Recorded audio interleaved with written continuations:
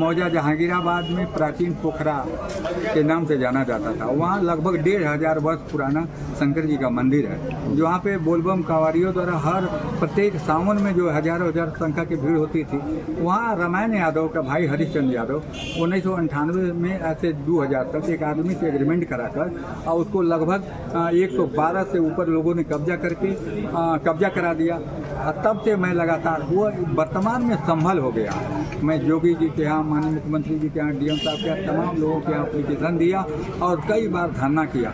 यहाँ तक कि एसडीएम तत्कालीन एसडीएम निरंकार सिंह के द्वारा जो है सार्वजनिक भूमि पर अवैध कब्जा के बाबत जो एफआईआर दर्ज करने का आदेश दिया गया था। लेकिन यहाँ का मऊ का रहने वाला लेखपाल विनोद कुमार, जो मुख्तार अंसारी का खास आदमी है, वह और संजीव कुमार यादव तहसीलदार, जयप्रकाश यादव एसडीएम, आनंद कुमार चौधरी द्वारा केवल धन वसूली किए, एफआईआर नहीं दर्ज किए। उसके बाद लगातार लड़ाई करते करते मैं डीएम साहब के में गया और इनको भी दिया। तो अतिरिक्त मजिस्ट्रेट के न्यायालय से जो है इन लोगों का नाम खारिज करके फिर पोखरा भीटा बाग खाते में दर्ज कर दिया गया। इसी प्रकार मौजा जो है भदेसरा में 5 एकड़ 802 कड़ी पोखरी पर भी नाम दर्ज करा के लोगों ने कब्जा किया था, उसको खारिज किया गया।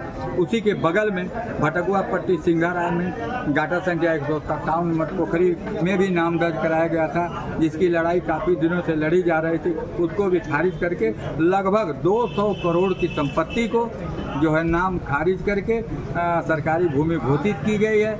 मैं आपके क्योंकि जो भी लड़ाई मैं लड़ा हूँ, हमारे मीडिया के बंधुओं ने जो है लोक संपत्ति की रक्षा के लिए आवाज़ बनकर, छोटे लाल की आवाज़ बनकर संघर्ष में साथ दिया है। आज इसका देन है कि 200 करोड़ की संपत्ति सरकार के खाते में जा रही है।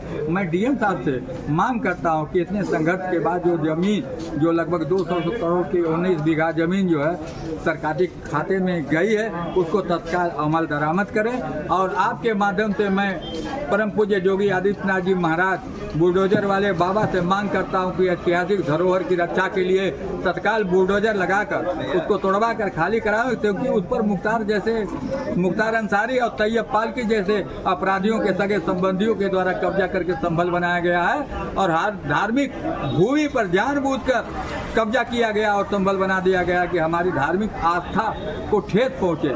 इसलिए उसको तोड़कर हटाकर सुरक्षित किया जाना बहुत जरूरी है। बोलने के लिए डर नहीं लगता।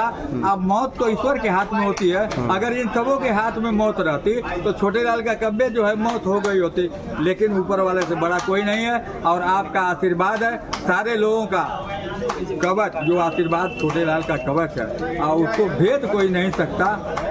फकीर को मौत से डर नहीं लगता। मैं तो छोटे लाल का एक फकीर हूँ। अब मैं अपनी आवाज़ हमेशा इसी तरह बुलंद करता रहूँगा जब तक जीऊँगा, सर उठा के जीऊँगा। चाहे मुख्तार हो, मुख्तार के बाप हो, चाहे अब्बास हो, चाहे किसी से मैं डरता नहीं, शुरू से लड़ता है और लड़ूंगा। जितन यादव तो धमकी से डर जाता तो काम क्यों करता। मेरी तो इच्छा कि मेरी मौत हो गोली से, ताकि इतिहास में अमर शहीद के नाम से जाना जाऊँ। क्योंकि धनवानों को जो उस तरफ मर जाएंगे तो कोई नहीं जानेगा, 2 दिन राम नाम सत्य कहेंगे, लेकिन जब कोई कार्य करके मरेंगे तो इतिहास के न्यायालय से उनका नाम खारिज होगा, फिर ऊपर अपील करेंगे, वहाँ से खारिज होगा।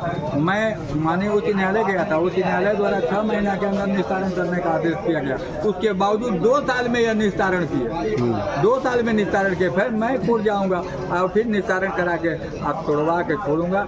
किसी भी कीमत पर भू माफियाओं पर, सार्वजनिक भूमि पर कब्जा नहीं रहने दूंगा। मेरी जिंदगी चाहे रहे चाहे। तो कब्जा आप छुड़वा कर रहेंगे? तो निश्चित तौर से छुड़ेगा।